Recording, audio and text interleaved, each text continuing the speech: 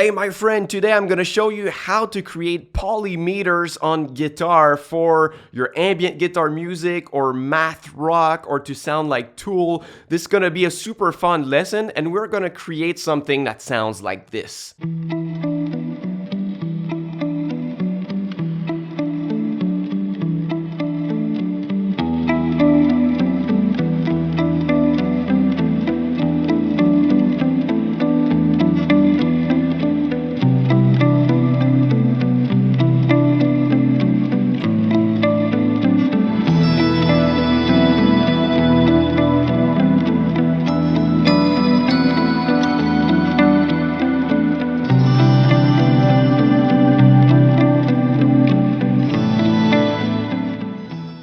So a polymeter means that you're going to play two lines at the same time at the same tempo, but both lines are not going to have the same amount of notes. So in my example here, my first line was in 6 with 6 notes, right? This one. 1, 2, 3, 4, 5, 6, 1, 2, 3, 4, 5, 6. So 6 notes on the first line, and the second line had 7 notes. 1, 2, 3, 4, 5, 6, 7, 1, 2, 3, 4, 5, 6, 7, 1, 2, 3, 4, 5, 6, 7.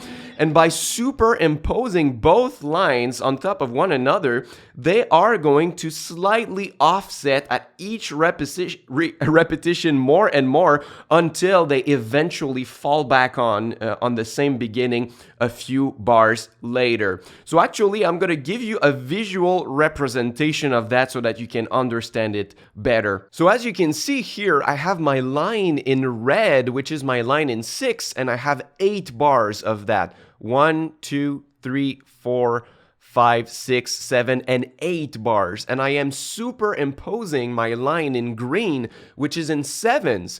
So you see, after 1 bar, it's slightly offsetted because the 7 is on top of the 1 of my red line. And the more we go, the more we get the offset until it falls back on the 1 in bar number 8. And most of the times, even with math rock bands or bands like Tesseract that I like to listen to a lot, they want the general structure to be simple, something like 4 bars or 8 bars or 16 bars, something that's super common, right? So they will truncate the last bar to make sure that we have an even number of bars. So in my case, I had to remove the 7 on my line, on my green line, to make sure that I have an even number of bars with 8 bars and that we can fall back on at the beginning at the same place. So that's what I did here. So the theory part is not so bad. If you do the maths correctly, they are going to align exactly where you want it. The trickiest part is actually to play them or record them or loop them. So in my case, I play alone and I use a looper pedal on my pedal board, but you could play that with both guitar players in a band. But the trickiest part is not to get confused with both lines.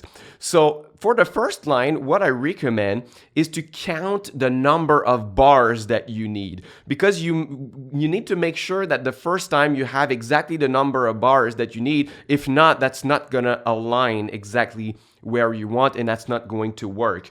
So how to play the first part, you can play it like this.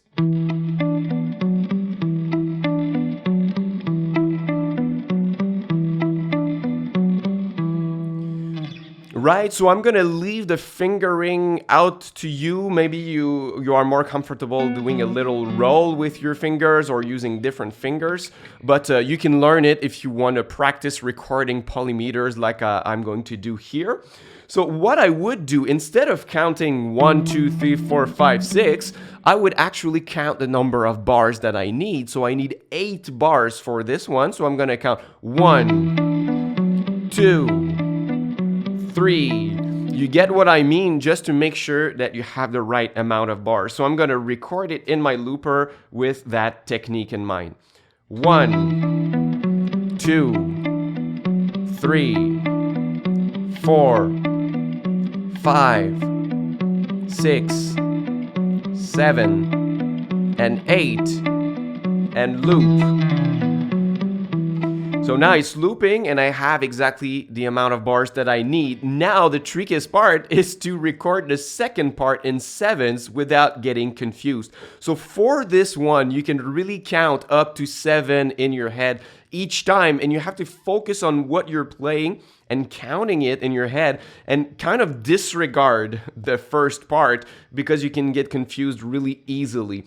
So I'm going to show you how to play this one too. So I'm actually playing the chord progression at the same time too. So I'm going to play 4 times with the open E, the open sixth, like this.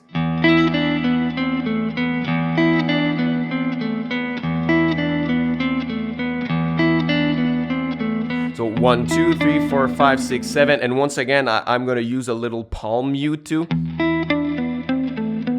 So then this is with the open E. 2 more times, I'm going to play the C note on the 8th fret of the 6th string. And then I'm going to play the open A, the open 5th. And that's the last bar that I truncated. So I removed the 7 notes. The 7th note, so that's going to be 6th note on this one.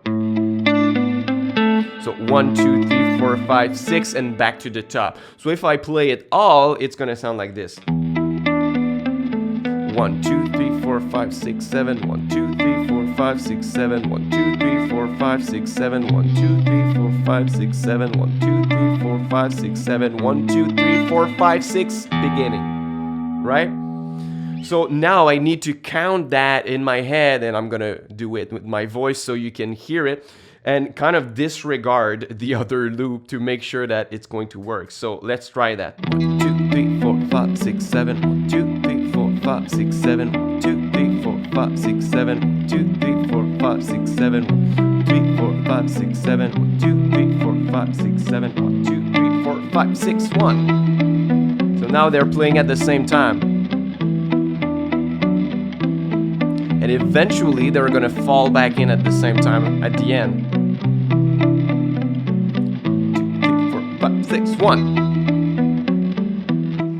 Really cool, isn't it? So I hope that I did not confuse you too much with that lesson. You can try polymeters in your own songs. That's a really great effect that we don't hear so often. You could try something different than 6 and 7s. That could be 5s and 4. That could be 3s and 2. That can be any combination you want. It's up to you to experiment. So I hope that you enjoyed this lesson. Please subscribe to my channel if you want to learn more guitar content and get more guitar lessons like this one. And you can watch that next video right here where I show you a different way to play major chords on your fretboard. So you can click on your next lesson, subscribe to the channel, and I'm gonna see you very soon. Until next time, au revoir.